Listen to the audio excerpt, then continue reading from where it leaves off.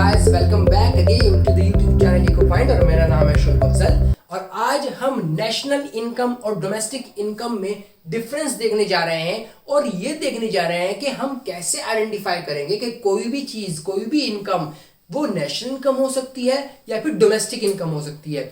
इस वीडियो को स्टार्टिंग में आपको मैं बताना चाहूंगा कि बेटा ये जो वीडियो है ये आपको देखनी इस वजह से मस्ट है क्योंकि ये एक मैं नए अंदाज से, एक नए स्टाइल से आपको आज बताना चाहूंगा कि डोमेस्टिक इनकम और नेशनल इनकम को कैसे आइडेंटिफाई करता है। और एक चीज और बताना चाहूंगा कि ये जो आने वाली नेक्स्ट वीडियोस, सब वीडियोस हैं, उसके पॉइंट ऑफ व्यू से ये जो वीडियो है बहुत इंपॉर्टेंट है बिकॉज इसमें हम स्टार्टिंग कर रहे हैं कि नेशनल इनकम और डोमेस्टिक इनकम क्या होती है, उसके बाद इसकी फर्दर क्लासिफिकेशन इस वीडियो पे ही डिपेंड करती है। तो बच्चा लोगों, ये वीडियो जरूर देखिएगा और इस वीडियो को लास्ट तक देखिएगा ताकि आपको नेशनल इनकम और डोमेस्टिक इनकम आइडेंटिफाई करना चाहे।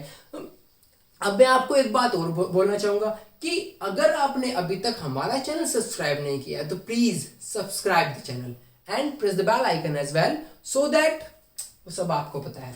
तो नेशनल इनकम देखते हैं बच्चों। National income, income generated by resident with in the economic territory और आउटसाइड द इकोनॉमिक टेरिटरी। एक इनकम जो रेसिडेंट अर्न कर रहा है, जो इंडिया का जो रेसिडेंट है, इंडिया में रहने वाला बंदा है, वो अर्न कर रहा है। चाहे वो बंदा बाहर अर्न जा रहा हो करने के लिए, चाहे वो बंदा इस इंडिया की डोमेस्टिक टेरिटरी के अंदर रहकर अर्न कर रहा हो, वो मेन हमें जो देखना है, जो हमारा मेन फोकस रहेगा वो ये देखना है कि वो मेन होना कहाँ का चाहिए, वो बस एक रेसिडेंट होना चाहिए, वो इंडिया का लिविंग होना चाहिए कि वो यहाँ पर रह रहा हो। अच्छा, जो रेसिडेंट होता है ये मैं आपको अगली वीडियो में बताऊंगा बिल्कुल डीपली के होता क्या। फिलहाल आपको क्या समझना है कि ये इंडियन है जो रेसिडेंट का काम कर रहा है, इंडियन। ठीक है बच्चों।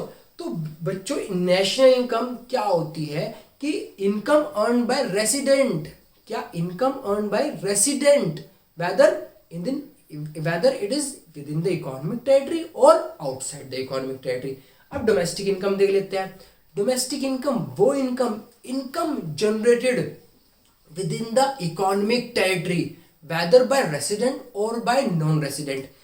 Income generated within the economic territory, domestic territory, India की ज्योग्राफिकल जो टेरिटरी है उस टेरिटरी के अंदर कैसी भी कोई भी बंदा इनकम अर्न कर रहा हो, चाहे वो बाहर से आए, चाहे वो रेसिडेंट हो यहाँ का, चाहे वो बाहर से बंदा आए नॉन रेसिडेंट हो, वो बंदा कहीं से भी आया हो, कोई भी हो, अगर इनकम डोमेस्टिक टेरिटरी के अंदर क्या हो रही है, अर्न हो रही है, तो वो डोमेस्टिक इनकम का पार्ट होगा।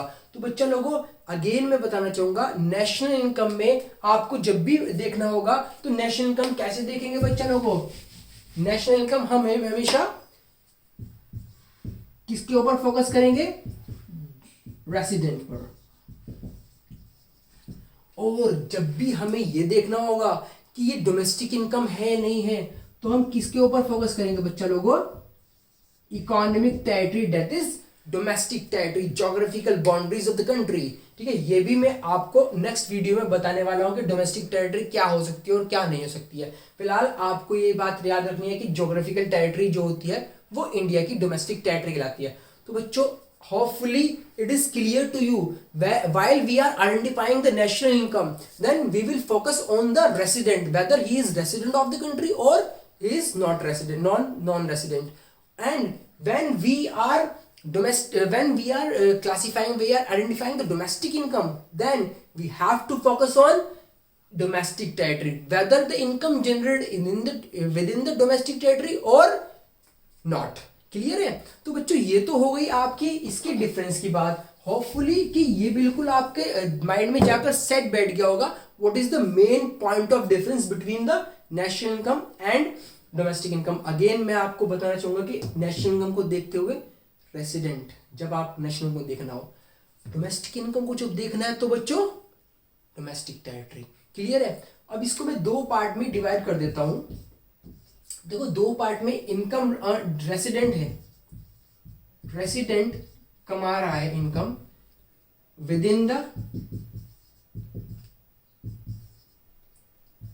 और आउटसाइड द इकोनॉमिक टेरिटरी। चाहे वो विद इन द हो चाहे वो आउटसाइड द इकोनॉमिक टेरिटरी हो, he should be a resident. अब देखते हैं बेटा इकोनॉमिक टेरिटरी वाला पार्ट डोमेस्टिक इनकम का,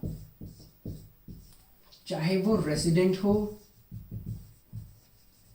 चाहे वो नॉन रेसिडेंट हो बच्चों, non resident, but income must be earn with in the economic territory, economic territory के अंदर अर्न होनी चाहिए। तो ये तो हो गया डिफरेंस बिटवीन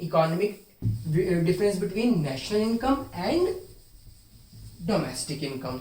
अब एग्जाम्पल से क्लियर हो जाती है बात, जैसे मैं आपको हमेशा से बोलता हूं, तो एग्जाम्पल दे के बताता हूं मैं आपको इसका कि कैसे आइडेंटिफाई करेंगे आप इनको। इनकम अर्न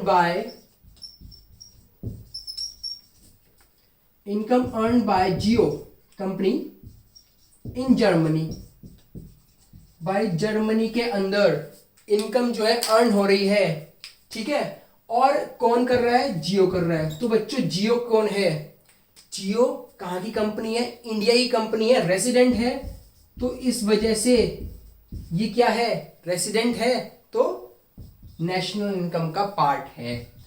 जर्मनी क्या है बच्चा लोगों, Germany is outside the economic territory, economic territory के अंदर नहीं हो रहा है ये काम, तो ये इकोनॉमिक टेरिटरी के अंदर नहीं है, तो it is not a part of domestic income, it is included in national income, it is not included in domestic income because the income is earn outside the economic territory. Clear है। तो बच्चों एक example और देता हूं मैं ताकि आपकी बात बिल्कुल क्लियर हो जाए। Facebook earned profit from its office in India। तो बच्चा लोगों फेसबुक ने प्रॉफिट अर्न किया है इंडिया के अंदर। फेसबुक कहाँ की कंपनी है बच्चा लोगों, अमेरिकन कंपनी है, आउटसाइड द इकोनॉमिक टेरिटरी है, लेकिन फेसबुक अभी इकोनॉमिक टेरिटरी नहीं दे। फेसबुक रेसिडेंट है या नॉन रेसिडेंट है, बाहर की कंपनी है तो नॉन रेसिडेंट है, नॉन रेसिडेंट है बच्चे लोगों, तो इस वजह से it is not included in national income. अब देखते हैं इंडिया बच्चा लोगों, it is the work is in the economic territory, जो वर्क हो रहा है प्रॉफिट कमा रहे हैं वो लोग इंडिया की इकोनॉमिक टेरिटरी के अंदर कमा रहे हैं, तो it is included in domestic income. तो बच्चों ऐसे हम क्लासिफाई कर सकते हैं कि किसी भी चीज को डोमेस्टिक इनकम और नेशनल इनकम में कैसे क्लासिफाई करते हैं। होपफुली ये वीडियो आपकी मदद करेगी आपको सारे कॉन्सेप्ट क्लियर करने में। अगर वीडियो पसंद आए तो please like and share the video.